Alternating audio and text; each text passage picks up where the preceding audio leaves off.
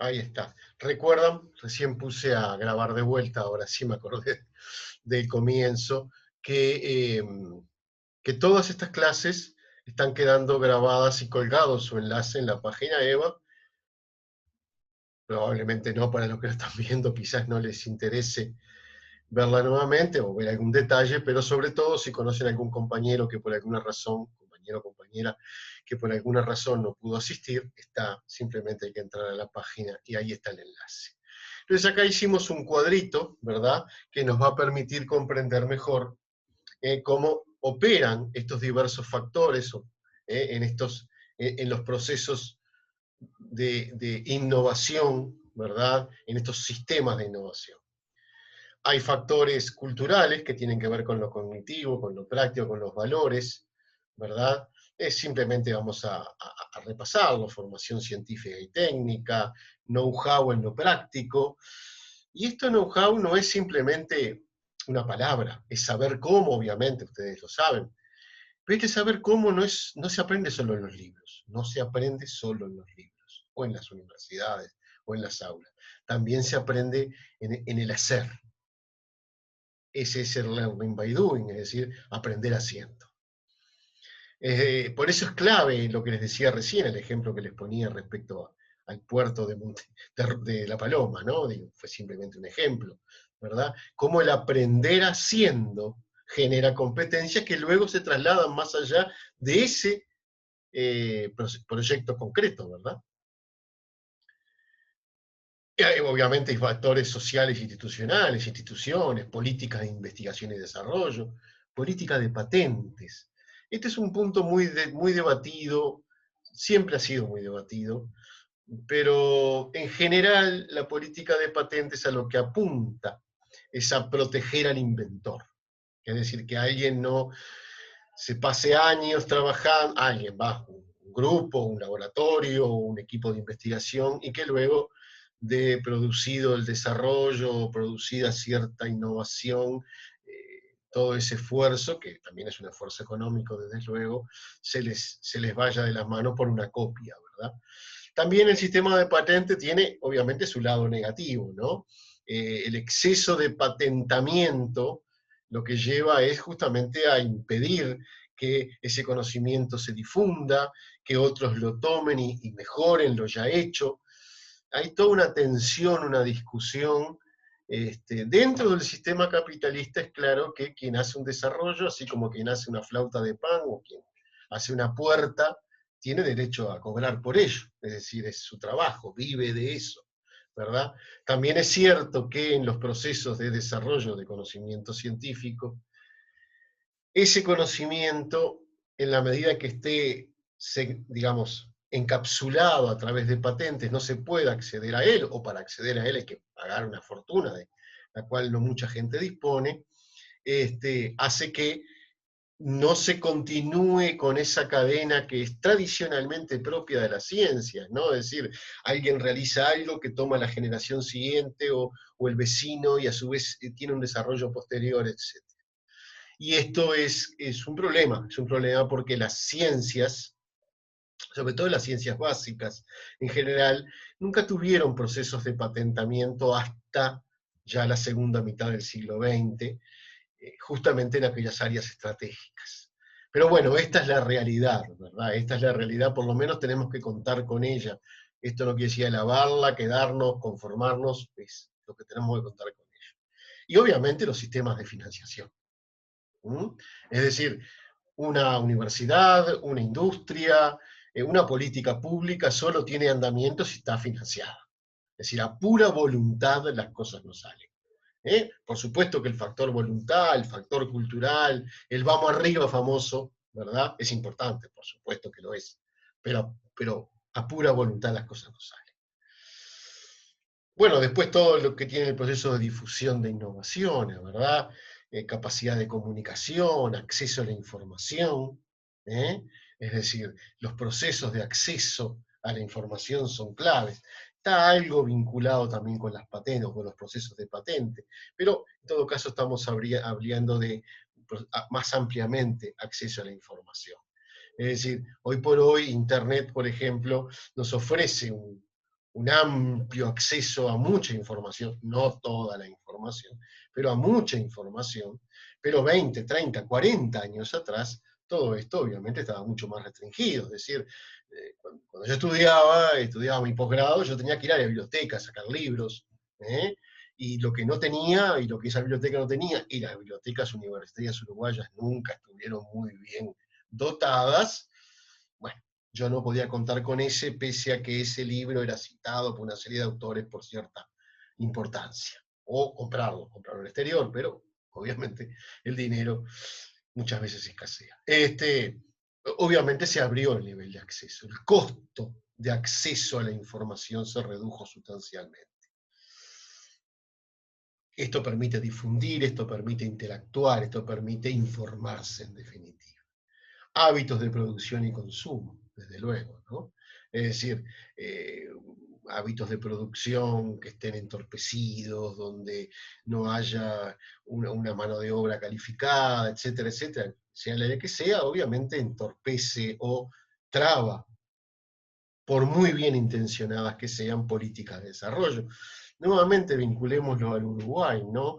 Como se dice, y yo no tengo por qué no creer que así sea, se dice como el desarrollo de la industria del software en Uruguay tiene un techo o está teniendo un techo hoy por hoy porque justamente no hay la cantidad suficiente de recursos humanos capacitados. Hay como un déficit de recursos humanos. Entonces, obviamente, cuando se carece del suficiente personal capacitado, por mucho que esté la política, por mucho que esté el impulso, por mucho que esté los vínculos entre academia, industria, políticas públicas, el freno es evidente, ¿no? Bueno, obviamente, riesgos e impacto ambiental. Hoy por hoy estamos haciendo, literalmente estamos ensuciando al mundo y esto es grave, pero bueno, me estaría yendo mucho del tema, ¿no? Apoyo a la innovación en las empresas. ¿No? Es decir, favorecer al empresariado innovador. No como el héroe, o no solo como ese empresario schumpeteriano, sino más a fondo, ¿verdad? Es decir, insertarlo en cadenas de valor, promoverla, insertarlo no, porque sería un poco manejarlo como marioneta, quizás esa no es la intención, supongo que no es la intención, pero sí promover que ese empresario que tiene esos empresarias y empresarios que tienen ganas, que tienen realmente impulso, bueno, vean cómo favorecer su inserción en las cadenas de producción, en las cadenas de generación de valor, de manera tal que comience a fructificar esa idea y obviamente eso luego tendrá el destino que tendrá y el desarrollo que tendrá, pero en principio un Estado activo. Un Estado activo es clave en todo esto. Más allá de los discursos neoliberales, donde cuanto menos Estado mejor, eso es, esta es una convicción que yo tengo, no solo yo, desde luego, esa es una gran falacia. ¿Mm? No solo una falacia, es un gran engaño.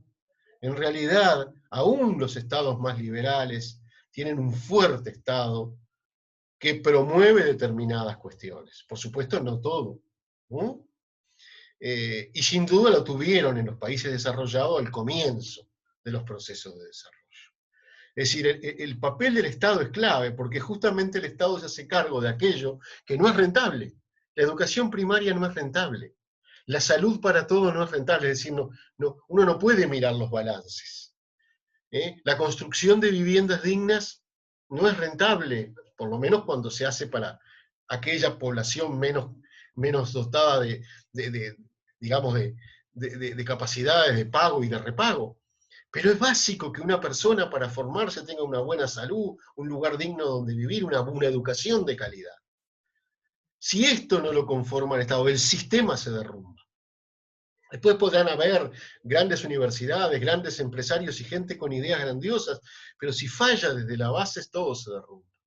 Y obviamente en el sistema capitalista, lo que no es rentable, obviamente el empresario no lo toma, porque lógico, el empresario invierte para ganar, como es natural en este sistema. ¿Eh? Pero si la seguridad no funciona, si la vivienda no funciona, si la educación no funciona, si no hay un sistema de salud que apoye todos estos desarrollos, se derrumba precisamente todo este sistema. ¿Eh? Eso forma parte de los sistemas nacionales y sectoriales de innovación. Y frecuentemente no están comprendidos, no entran dentro de esa ecuación, desarrolle la ciencia y la tecnología y usted va a alcanzar el éxito. No, no, no. Sí, sí, está bien, hágalo. Pero para que ese desarrollo sea posible tiene que estar toda esta infraestructura menos visible, pero que es absolutamente imprescindible. Bueno, y ciertos cambios sociales, ¿verdad? No voy a abundar sobre esto porque me quiero concentrar, dado que el tiempo es escaso, me quiero concentrar en aquellos sectores, aquellos factores más claves que hacen precisamente al desarrollo de los sistemas tecnológicos, los sistemas de innovación, perdón. ¿Alguna pregunta hasta acá? ¿Algún comentario que quieran formular? ¿Está todo bien? Perfecto. Y acá estamos nuevamente con otra idea, pero que está en esta sintonía, por supuesto, ¿no? El cambio tecnológico fundamentalmente es una forma de aprendizaje. Y el aprendizaje es una cadena de fenómenos. La búsqueda del beneficio, o sea, las firmas que buscan en el beneficio, invierten en investigación y desarrollo porque ellos anticipan retornos anticipadamente a este aprendizaje. Pero la acumulación de aprendizaje sobre largos periodos de tiempo es precisamente, es implícitamente una empresa colectiva, es lo que les decía. Es decir, un empresario que puede hacer, o un grupo de empresarios. Bueno, capacitar a su personal, perfecto. Para una nueva tecnología, un nuevo proceso, favorecer que hagan, yo qué sé, maestrías, doctorados, que terminen el liceo, bueno, en fin, depende de la empresa que se trate. Pero siempre es acotado en el tiempo. Un proceso a largo plazo y el desarrollo de sistemas nacionales de innovación o sistemas de innovación es un proceso a largo plazo, precisa una andadura mucho más larga. Y esa andadura mucho más larga, justamente, quien puede hacerlo, quien tiene la capacidad política y económica para hacerlo, son precisamente los estados. Luego lo harán de diversas maneras, pero son precisamente los estados. Nuevos descubrimientos empiezan típicamente desde un cuerpo de conocimientos previamente existente. Ese cuerpo de conocimientos tiene que existir, tiene que generarse.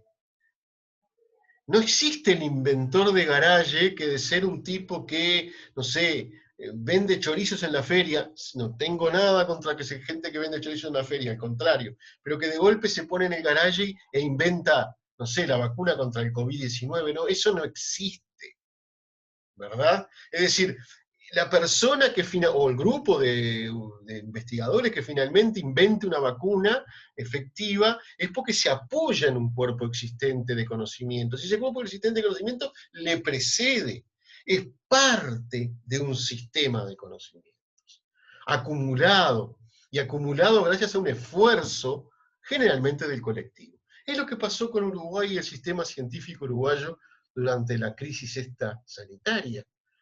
Todos quedamos gratamente sorprendidos, incluso los más escépticos, respecto a la muy buena respuesta, más escépticos respecto a los científicos uruguayos, ¿no?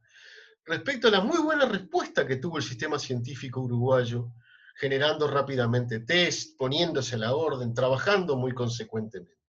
Un sistema muy pequeño, casi huérfano de financiamiento.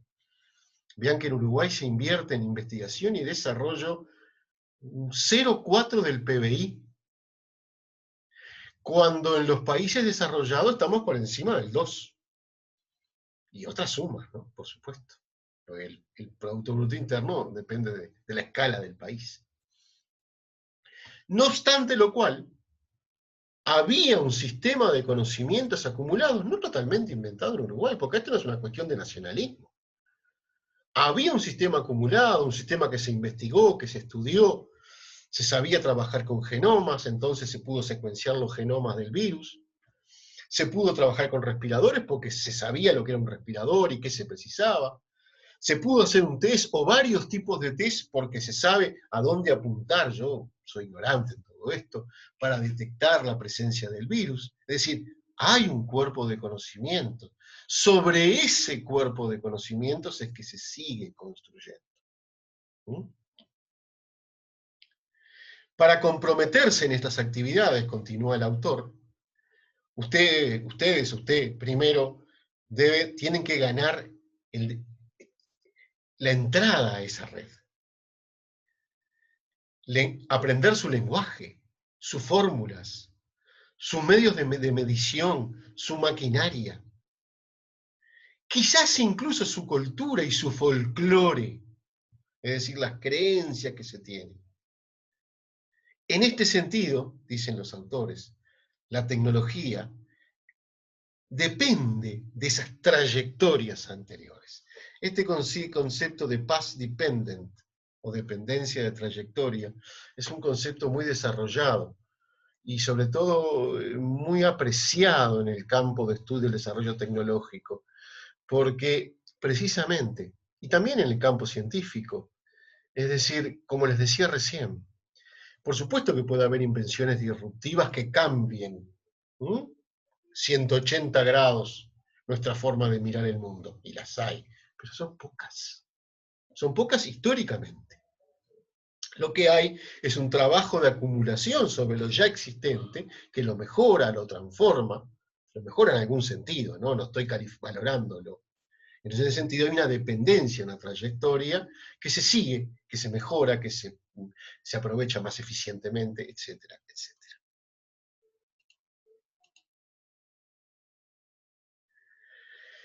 Entonces, después de todo esto que hemos dicho, obviamente hay que considerar a las organizaciones y a las instituciones como los principales componentes de los sistemas de innovación.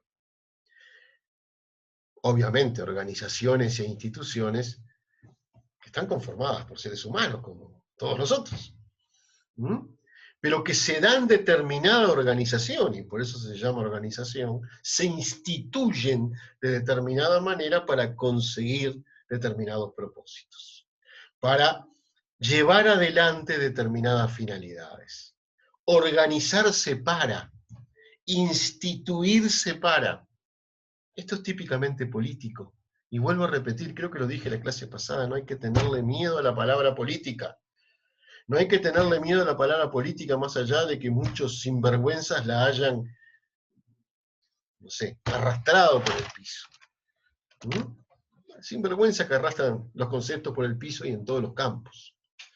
Esto es política. Política, ¿qué quiere decir? Es la vida de lo social, del colectivo, lo que lleva adelante el colectivo, con todas las luchas y las contradicciones y las tensiones, por supuesto, que rodean precisamente esas políticas, que se van consolidando en organizaciones. Es decir, que haya una deliberada intención de formar ingenieros nacionales, lleva a que se instituya una facultad de ingeniería. Sigue una política que genera una institución, que luego, a su vez, tiene sus desarrollos, obviamente. Entonces, es importante tener en cuenta, y cuando hablábamos del triángulo, estaba hablando del Estado, estaba hablando de la industria, estaba hablando de la academia, ¿qué son? Sino organizaciones. Es decir, esos son los mayores componentes, que vuelvo a repetir, no son monolitos, no son cosas que están de una vez para siempre, son el resultado de luchas, de negociaciones, de conversaciones, de discusiones que se saldan en determinada consolidación, que luego además va proyectándose, transformándose, evolucionando en un sentido, cuando digo evolucionar no es que progrese o que se mejore, evolucionar es que sigue un desarrollo, para un lado u otro. ¿Qué son las organizaciones entonces? Son estructuras formales con un propósito explícito y para el cual fueron conscientemente creadas. Ellas son jugadores o actores, y algunas organizaciones importantes en los sistemas de innovación, que es esto de acá, ¿no? Sí, son compañías que pueden ser suministradoras, consumidoras, competidoras en relación con otras compañías, universidades, capital, ese capital de riesgo, y agencias públicas que promuevan la innovación. Las instituciones.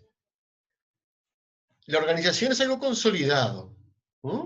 Las instituciones son conjuntos de hábitos en común, rutinas, prácticas establecidas, reglas o leyes que regulan las relaciones y las interacciones entre los individuos, grupos y organizaciones. Son las reglas del juego. Ejemplos de instituciones importantes en los sistemas de innovación son las leyes de patentes, las normas que influencian o que regulan las relaciones entre las universidades y las firmas, etc. Ojo que con esto estoy entrando en un terreno controversial, porque nosotros solemos hablar de organizaciones e instituciones de manera casi sinónima, ¿no? Yo incluso hablé así al principio. La Facultad de Ingeniería, Universidad de la República, es una organización y es una institución, en ese lenguaje que empleamos más coloquialmente. Acá, para ordenar más la discusión, lo que yo estoy diciendo es, ojo, la Universidad de la República, o la ANI, o Coca-Cola Company, son organizaciones. O el Parlamento, o el gobierno, qué sé yo, son organizaciones. Que se rigen por determinadas reglas, normas, a veces consagradas en leyes, a veces simplemente normas que se siguen naturalmente, ¿verdad? Es decir, ciertas formas de comportamiento que se entiende que son las adecuadas y que uno sigue. Porque, por ejemplo, que yo me presente a dar clases, yo qué sé, pintado de payaso, puede justamente no ser del agrado de muchos. Que hasta así. No hay ninguna ley que diga que yo no pueda dar una clase pintado de payaso. Es algo que se hace porque, bueno, porque no está bien. Entonces, están las organizaciones y están las instituciones, precisamente, que regulan, ya sea de forma explícita o implícita, ya sea de forma dicha o como una costumbre incorporada, cómo se manejan las cosas. Y esas organizaciones, reguladas por esas instituciones, son las que se conforman en un sistema de innovación. O conformadas en un sistema de innovación, porque no necesariamente tienen por qué conformarse, conformadas en un sistema de innovación, generan, ¿verdad?, determinado comportamiento que obviamente las hace particulares, peculiares. No es lo mismo el sistema, o no sería lo mismo, me atrevo a afirmar, un sistema nacional de innovación uruguayo o boliviano o del Congo que el sueco o el inglés o el chino. Quizás las organizaciones sean las mismas, universidad, industria, gobierno, pero luego lo que regula al interior de cada uno de esos componentes y las relaciones entre los componentes son variables. Por lo tanto, cuando hablamos de sistemas de innovación, vuelvo a recordarles los del principio, es bueno distinguir entre sistemas de innovación en países desarrollados y sistemas de innovación en países subdesarrollados.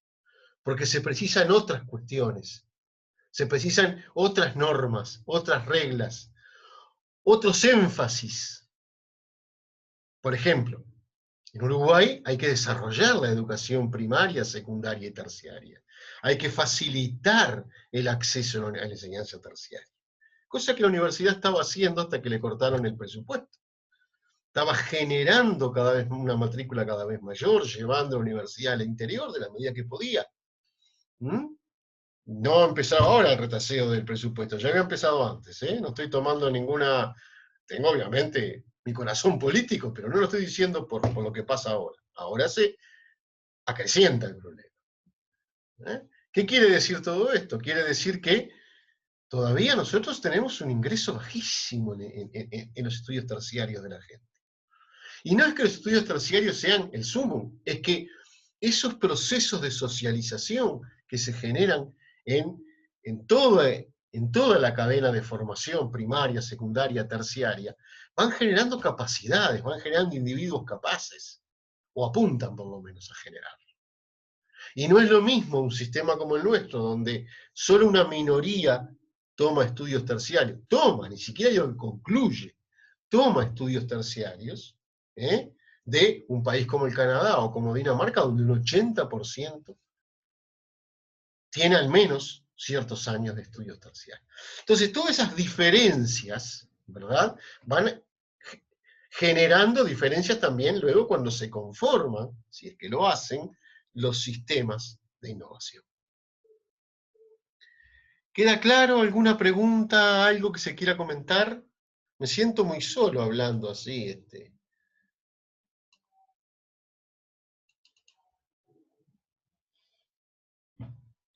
Entonces, nuevamente de EDQUIS, las relaciones entre organizaciones e instituciones. Son... Por acá todo claro, Jorge. Todo claro, bueno, me alegro. Ramón, sos tú. Un gusto, Ramón. Sí, un placer. Ramón Vale. Rojas, hay otro Ramón por aquí. Ah, Tini, veo que tú sos Ramón Rojas, sí. Exacto. Me digo porque se me marca de verde el cuadradito de... Entonces, las relaciones, no, seguimos adelante, está todo quedando muy claro, mejor así, quiere decir que está siendo provechoso esto. No olviden que luego pueden seguir los comentarios incluso fuera de clase, es decir, envían mail, entran en los foros, yo qué sé, eso lo ven ustedes. Yo estoy abierto a continuar la comunicación por otros medios y no solo por este medio virtual. Pero por lo menos me estoy encontrando con ustedes. Hasta ahora venía grabando las clases solamente y eso sí, ya no me estaba buscando. Esto lo podemos hacer porque son pocos, somos pocos. Pero bueno, las relaciones entre organizaciones e instituciones son importantes para las innovaciones y para la operación de los sistemas de innovación, para su funcionamiento. Las organizaciones están, estoy por acá, por la duda, ¿no? Las organizaciones están fuertemente influenciadas y moldeadas, conformadas por las instituciones, es decir, por las reglas, que las gobiernan, llamémosle así. Las organizaciones puede decirse que están embebidas en un, ya me estoy quedando sin, en un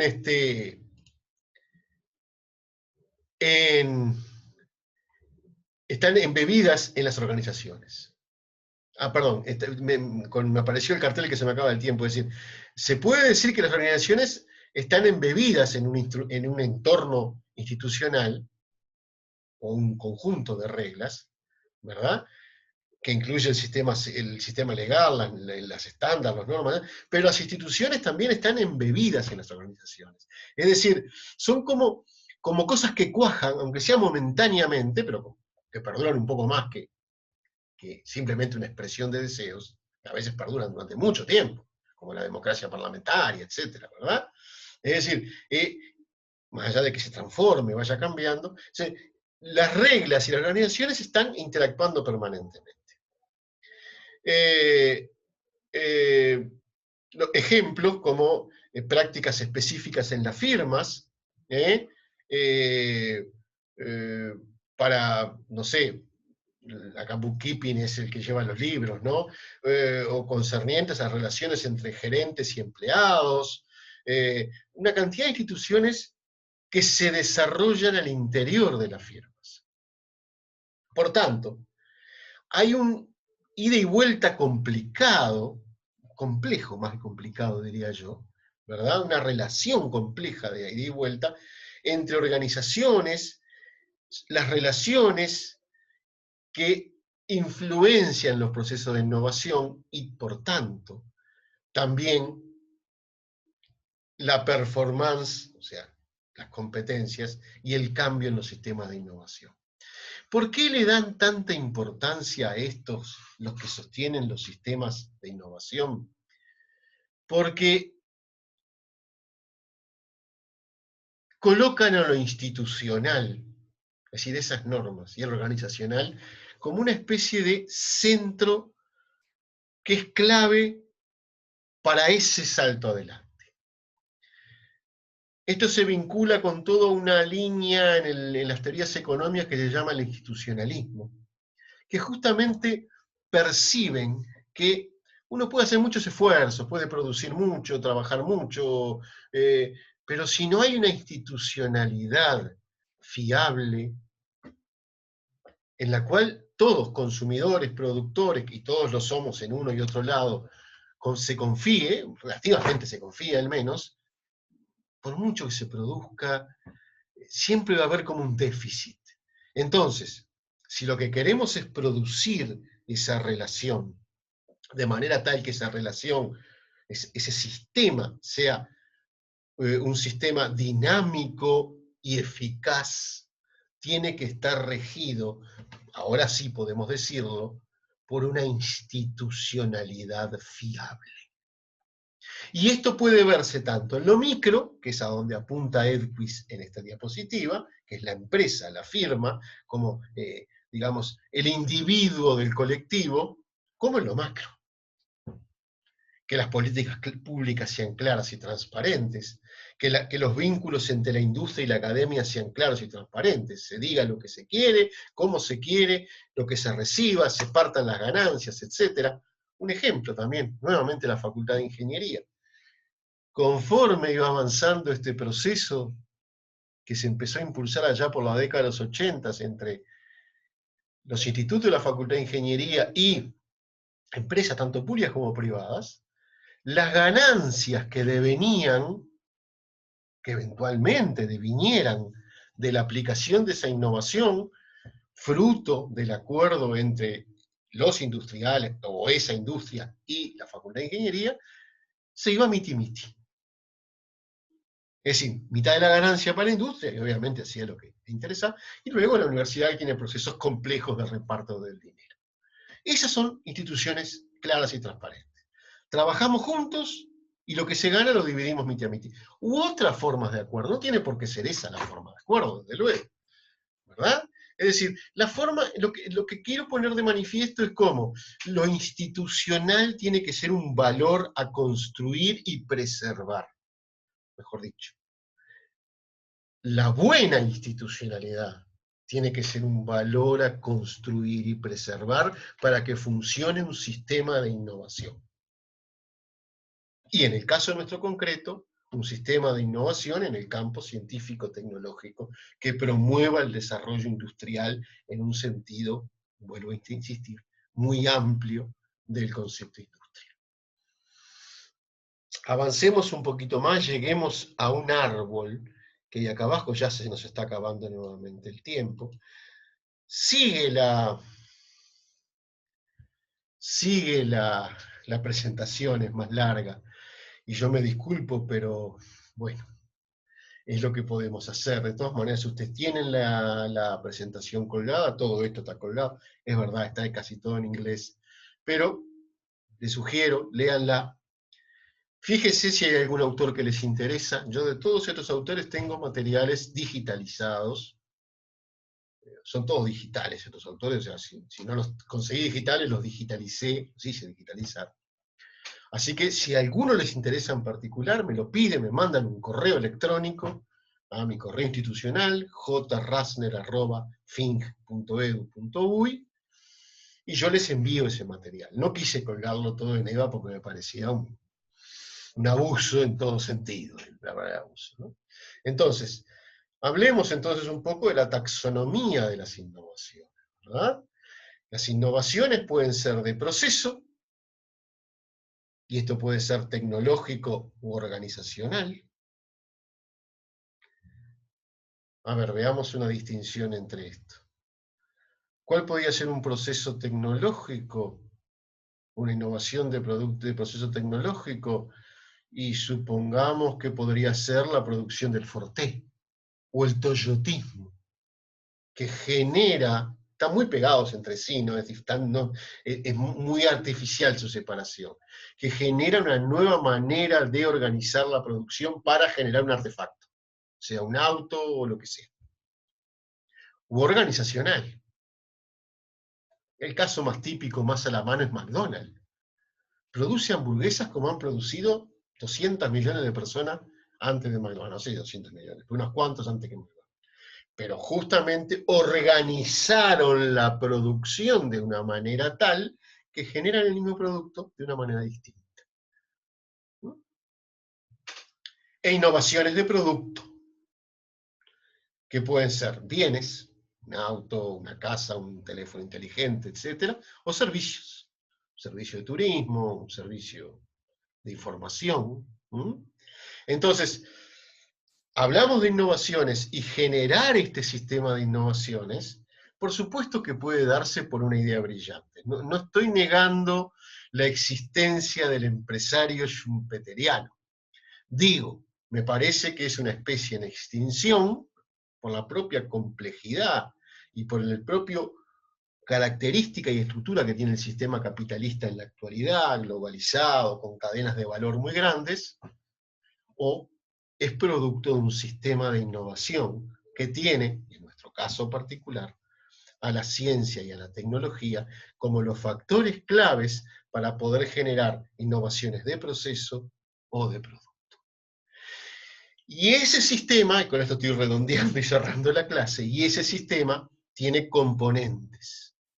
Y esos componentes tienen regulaciones que son peculiares, unas para los países en desarrollo, otras para los países en subdesarrollo. Y además, cuando hablamos de países desarrollados, hablamos de una inmensa variedad de características diferentes y de lugares de arranque diferentes. O sea, son peculiares en sí mismos. Bueno, queda menos de un minuto, me despido. Gracias por la atención y seguimos en contacto. Que pasen muy bien. Saludos, Jorge, gracias. Gracias a ustedes. Muchas gracias. Chao, Gracias. gracias. Chao, gracias. Gracias. Gracias a todos.